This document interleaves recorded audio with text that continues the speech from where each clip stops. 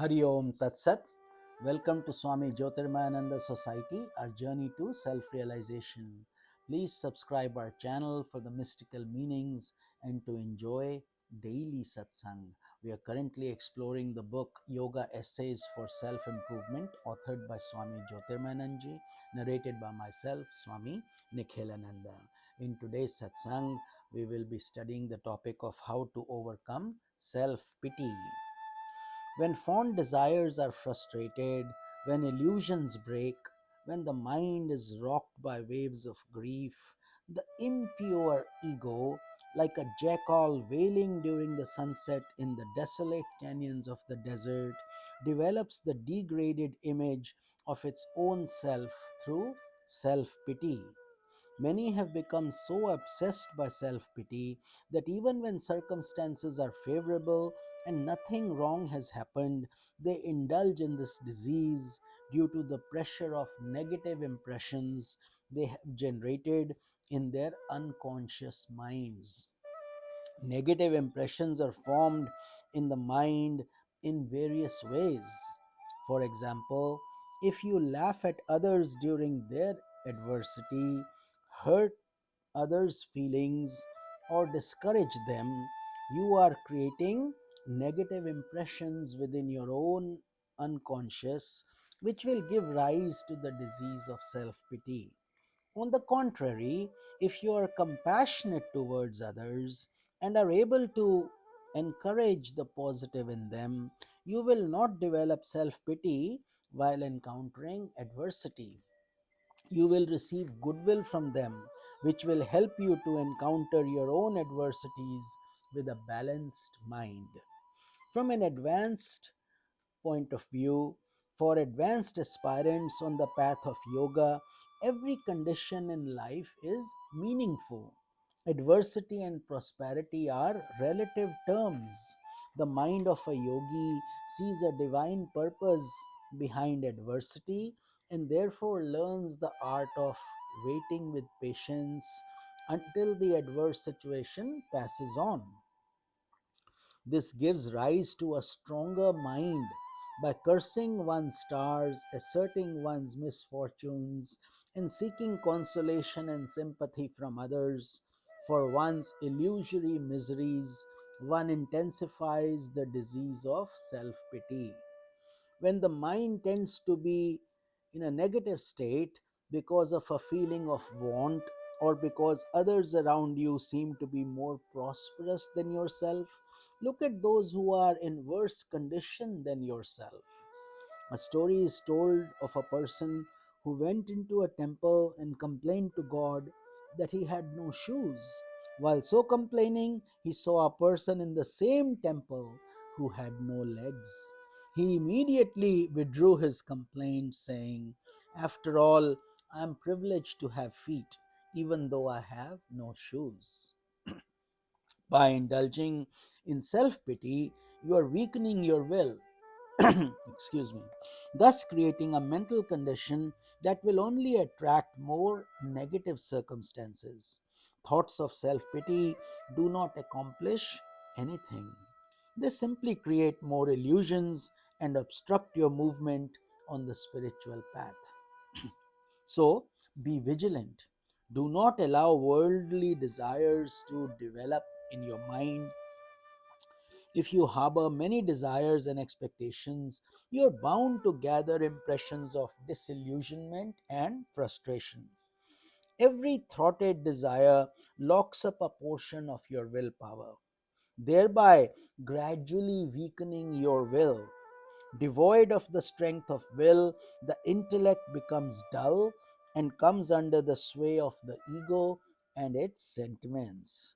Therefore, in spite of the fact that you could have turned to your reason and refrained from self pity, you turn a deaf ear to the voice of reason and continue to sink in the marsh of self abasement.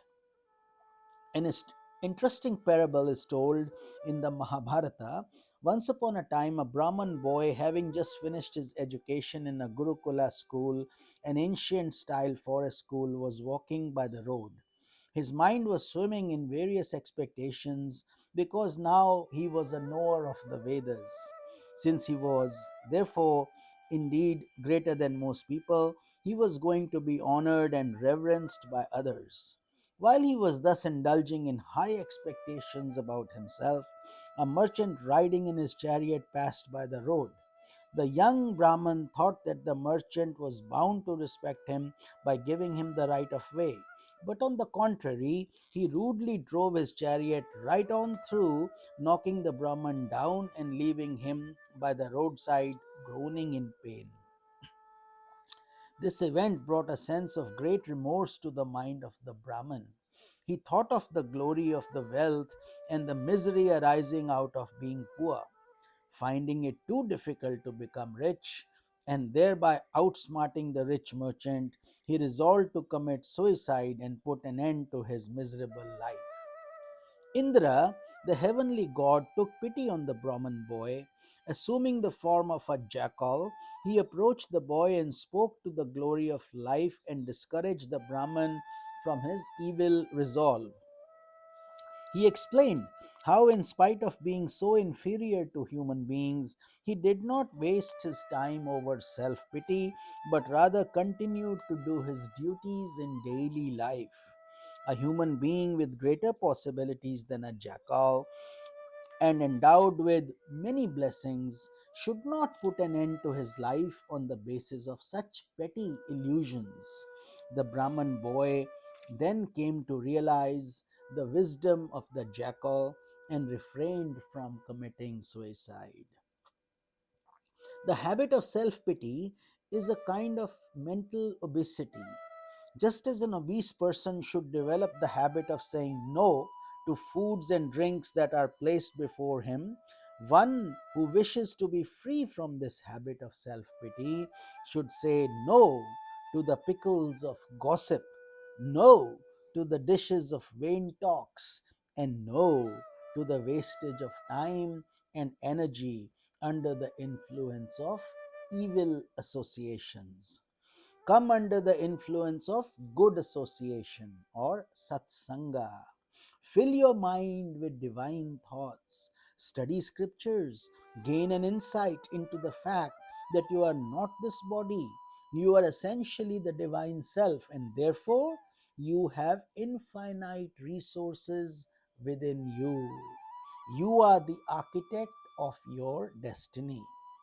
Perform selfless service of humanity in whatever ways you can. Allow your talents to unfold and fill your mind with impressions of achievement and success.